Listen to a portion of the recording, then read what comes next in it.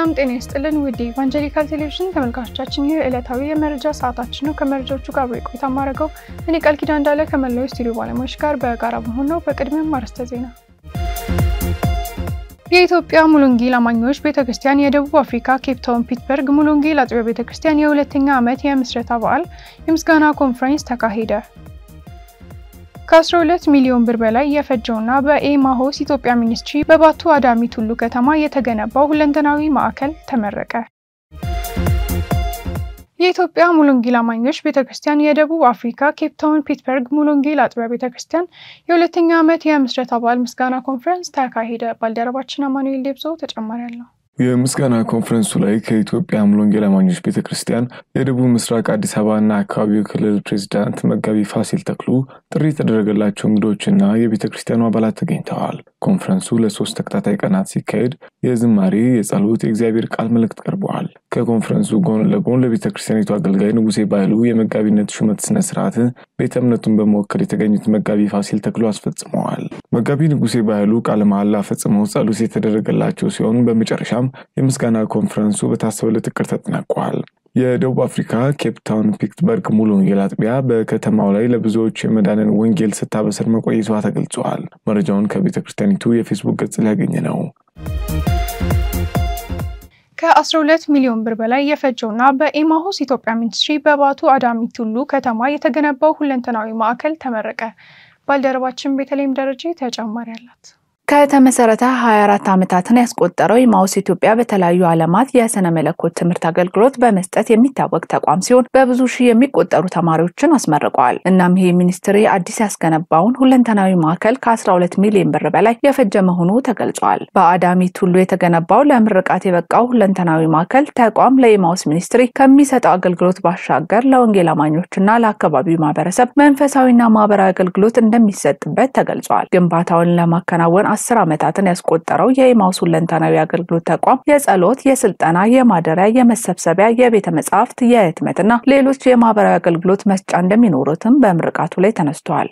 በምረቃ ስነ ስርዓቱ ላይ ከጀርመን ከሆላንድ የመጡ ተጋባዥና ለማዕከሉ ግንባታ አስተዋጽኦ ያደረጉ እንግዶች፣ ጥሪ የተደረገላቸው እንግዶች፣ የመንግስት ተወካዮች እንዲሁም የተለያዩ እምነት አባቶችና ተወካዮች ተገኝተዋል። በምረቃ ስነ ስርዓቱ ላይ የእውቅና ፕሮግራም፣ ለቀጣይ የማዕከሉ ስራ የገቢ ማሰባሰቢያ፣ የስጦታ፣ የጸሎት፣ የቃልና የዝማሬ መርሃ ግብር ተካሂዷል። የኤማሆስ ኢትዮጵያ ዳይሬክተር መጋቢ ደገፋ ሶዶሮ እና በሚኒስትሪው የልዩ ልዩ ዘርፍ ተጠሪዎች የማዕከሉ መገንባት ለሁሉም ማህበረሰብ ትልቅ አስተዋጽኦ እንደሚያበረክት ተናግረዋል። መረጃው የኤማሆስ ኢትዮጵያ ሚኒስትሪ ነው። አናሲሞስ አሳታሚ በአንድ ዓመት ውስጥ 10 መጽሐፍትን አሳትሞ አስመረቀ። ባልደረባችን ያደቴ መላኩ ተጨማሪ አላት። አናሲሞስ አሳታሚ የኢትዮጵያ ቤተክርስቲያን አገልጋዮች በእግዚአብሔር ቃል ጥናት እንዲበረቱ ለማድረግ ባለፉት 12 ወራት 10 መጽሐፍትን አሳትሞ አስመርቋል።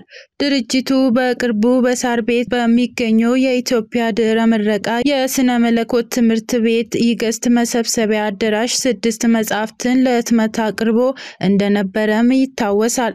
የአሳታሚው መስራችና ዋና ስራ አስፈጻሚ ዶክተር ተካልኝ ዱጉማ ከታተሙት መጽሐፍት መካከል በአማርኛ የተዘጋጀ የዕብራይስጥ ቋንቋ ማስተማሪያ መጽሐፍ እንደሚገኝ አሳውቋል። ይህ መጽሐፍ በአይነቱ በኢትዮጵያ ቤተክርስቲያን ውስጥ የመጀመሪያ እንደሚሆን ዶክተር ተካልኝ ገልጸዋል። ከታተሙት መጽሐፍት መካከል የሃይማኖቶችና ገመናቸው፣ የእግዚአብሔር እስራኤል ጻፊ እና የመጽሐፍ ቅዱሳዊ ዕብራይስጥ መሰረታዊያን በአማርኛ የሚሉት ይገኙበታል። በምረቃ ስነ ስርዓት ላይ የቤተክርስቲያን መሪዎች፣ የስነ መለኮት ተማሪዎች፣ መምህራንና ሰባኪዎች ተገኝተዋል። በዕለቱ ዶክተር ማሙሻ ፋንታ የእግዚአብሔርን ቃል አካፍሏል። አናሲሞስ አሳታሚ የኢትዮጵያ ቤተክርስቲያን አገልጋዮች በአገር በቀል በቋንቋ የሚሰጡ የስነ መለኮት ትምህርቶች እንዲጎለብቱ በማድረግ ላይ ያተኮረ ድርጅት ነው። መረጃውን ከአዝራ ሚዲያ ያገኘ ነው። ውድ ተመልካቾቻችን ለዛሬ ያዝናቸው መረጃዎች እንደቀጠሉ ናቸው። ከውጭ ያዝናው አንድ መረጃ ስናልፍ ከ1000 ዓመት በፊት ጥቅም ላይ የዋለ የጌታ ራት ቅሪት ይፋ ተደረገ። ባልደረባችን አማኑኤል ደብሶ ተጨማሪ አለው። በቱርክ የሚገኙ አርኪኦሎጂስቶች አነጋጋሪ የሆነ ግኝት ይፋ አድርገዋል። በግኝታቸው ካርበናይዝድ የሆኑ 4 የዳቦ ቁርስራሾችን ይፋ ያደረጉ ሲሆን ቁርስራሾቹም በ7ኛው አሊያም በ8ኛው ክፍለ ዘመን ላይ የነበሩ እንደሆነ ተጠቅሰዋል። እናም በጊዜው የነበሩ ክርስቲያኖች ለጌታ እራት የሚጠቀሟቸው እንደሆነ ተመላክቷል። ከተገኙት ቁርስራሾች መካከል አንደኛው የኢየሱስ ክርስቶስን ምስል የያዘው ነው ተገኝቷል።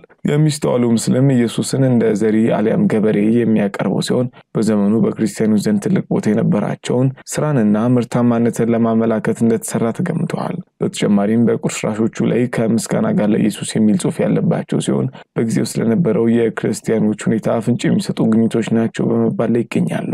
ቁራሾቹ ለዚህን ያህል ዓመት መቆየት የቻሉት በእሳት ምክንያት ካርበናይዝድ በመሆናቸው እንደሆነ የተነገረ ሲሆን ቀደምት ክርስቲያኖች ስለነበራቸው የአምልኮ ስርዓትና ስለምስል አጠቃቀማቸው መረጃ የሚሰጡ ሆነው ተገኝተዋል። መረጃውን ከክሮስዋክ አገኘ ነው። ውድ ኢቫንጀሊካል ቴሌቪዥን ተመልካቾቻችን ለዛሬ ያዝናቸው መረጃዎች ይህን ይመስሉ ነበር። ከመረጃው ጋር አብሬ ቆይታ ሳረጊ ነበርኩት። እኔ ቃል ኪዳን እንዳለ ከመላው የስቱዲዮ ባለሙያዎች ጋር በጋራ በመሆን ነው። ከቀሪ ኢቫንጀሊካል ቴሌቪዥን ፕሮግራሞች ጋር መልካም ቆይታ